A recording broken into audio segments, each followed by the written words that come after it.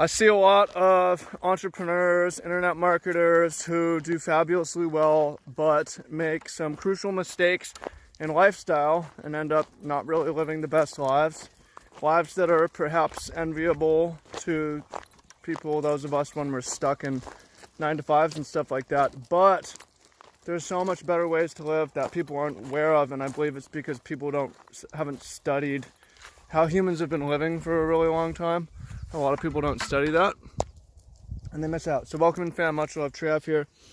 Now, I haven't been successful in making millions of dollars, but I have been successful in internet business, freeing up my time and location. And I've learned a lot of things by traveling around, trying different lifestyles, studying different lifestyles, and watching what different entrepreneurs are doing and visiting some and seeing what their lives are like. So I'm going to share with you a couple different mistakes that entrepreneurs make in terms of their lifestyle and some possible solutions. And I'll tell you how I think that you can live a really, really awesome life without having to make a ton of money. And the goal isn't necessarily to make a ton of money, although if that's your goal, that's okay too. That's not wrong. Okay, so the first mistake that I see entrepreneurs make, man, this is so much fun. This lifestyle is a lot of fun. And I'm going to give you some books that I think you should read too. The first mistake that I see entrepreneurs make is too much materialism. Pursuing massive impact is reasonable, but we know from empirical evidence that happiness, the correlation between money and happiness, starts to decline after your basic needs are met and you have some anti-stress money in the bank, like which in the U.S. is like $80,000, $100,000 a year. If you're making more than that, then it's not really linked to an increase in happiness. And that's the first mistake that entrepreneurs make, is they don't consider their own personal happiness and enjoyment of life to be a major target, a major goal, when it should be. And if it is, you get to a point where you're making a certain amount of money and you're like, all right, well, I don't need to stress about that quite as much anymore. Let me look at what else I can do, right? So that's the first mistake, is money becomes too much of a target, too much materialism, in pursuit of, and then you make more money and you're like, I'm not really happier. What's going on? What's wrong here? So what I'm saying is that happiness, good average days, like having a high happiness in your average day, is a good target to aim for. Now, a second thing that I see entrepreneurs, a mistake that is common, and I made this mistake and I was able to figure out why it wasn't or why it didn't work so well, is when entrepreneurs are looking at their own personal happiness, they overvalue freedom of time and location. I see it parroted around, and I use that phrase sometimes.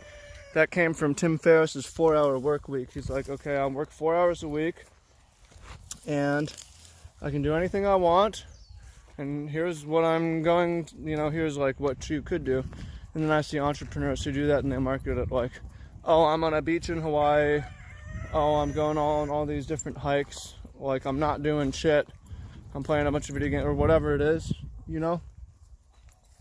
So I'm totally for that. I'm totally for seeing the world. I'm totally for taking some time to relax.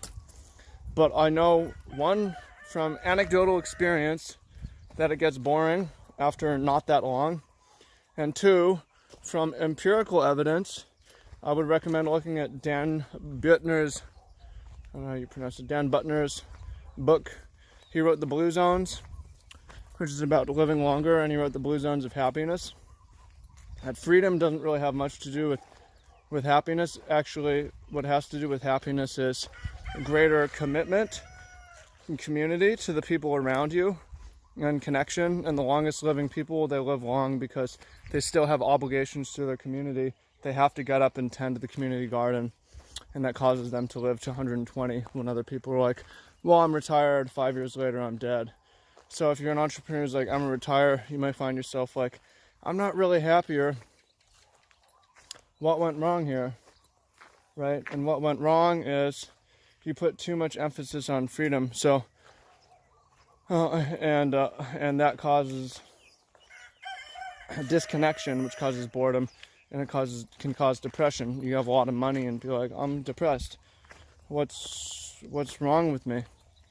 So those are common mistakes that I see, and I'm going to give you some solutions. And I think the best book you can read is Daniel Buettner's, spelled Buettner, his Blue Zones of Happiness.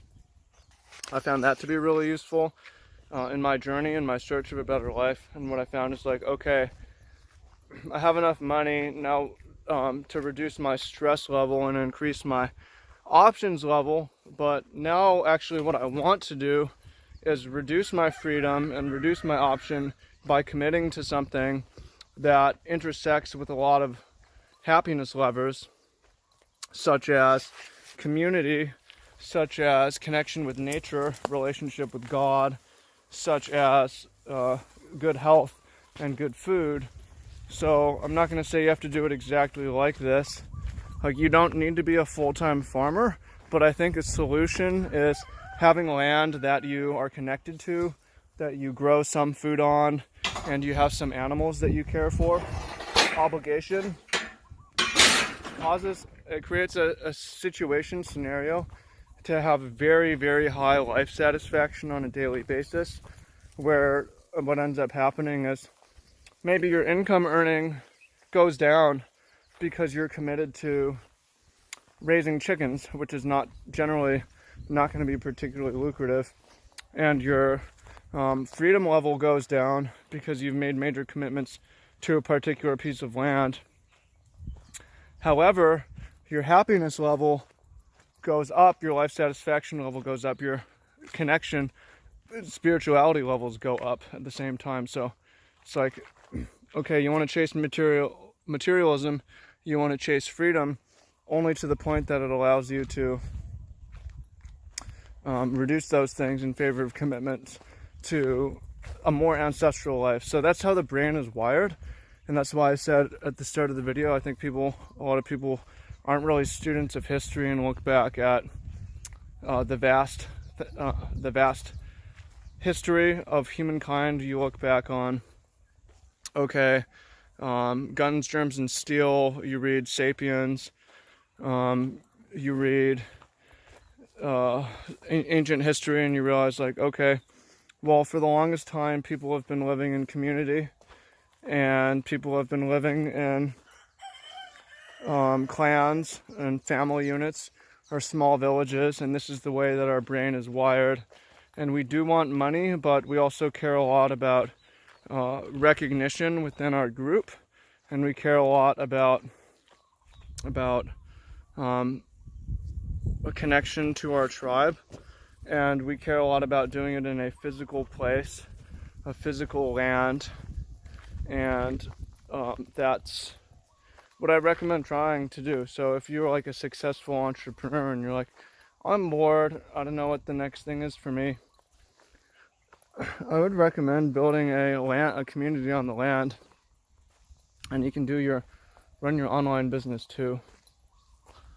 Spiritual entrepreneurship, whatever you want to call it. So those are some common examples.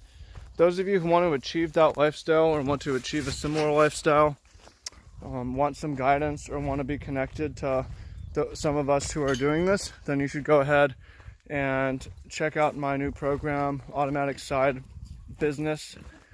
For those of you who are already spending time on this and trying to figure it out, I spent a lot of time on it and I figured a lot of things out.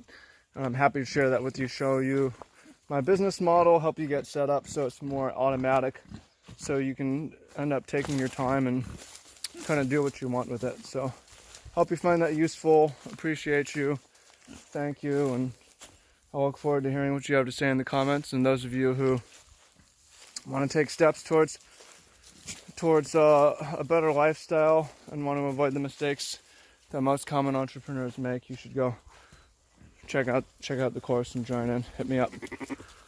I'm gonna go weed the garden because it's my kuleana, it's my obligation. I get paid absolutely nothing for it, but it connects me to the land, it connects me to the animals. It connects me to the community. It connects me to God, and greatly increases my daily. What's up, pigs? My daily happiness, even if it doesn't help my daily income. Commitments do a lot. So I hope you find that useful. Appreciate you. Talk to you soon. Peace.